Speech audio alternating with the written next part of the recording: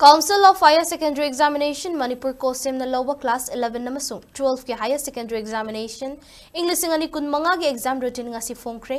hiram asiga mari lainana ngasi CoHSEM gi Secretary KH Asi Kumar na chirol ama thokhibaga loinana CoHSEM gi Controller of Examination O Zoina Class 11 amasung 12 exam routine sing phongkhi Class 12 ki oina English ngani kun manga gi February ki tang tara tareta ki hauraga March ki tang kun taruk fauba pangthokani February tara tareta Major Indian Language subject sing laigani tang kunda English tang kun mari da Chemistry Education Business Studies tang kun tareta Human Ecology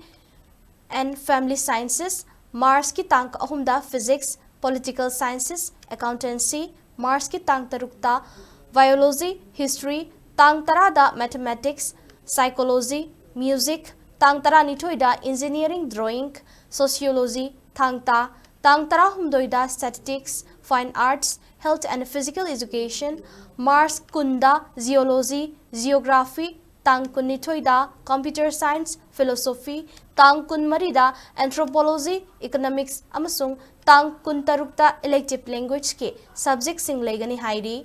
Class 11 ki oina February ki tang tarani panda English tang kun mathoida Major Indian Language ki subject sing tang kun nithoida Psychology, Music, tangta Statistics tang kun manga da Chemistry, Education, Business Studies tang kun tarukta Elective Language ki subject sing tang kun nipanda Physics, Political Science, Accountancy March ki tang amada Engineering, Drawing, Sociology tang marida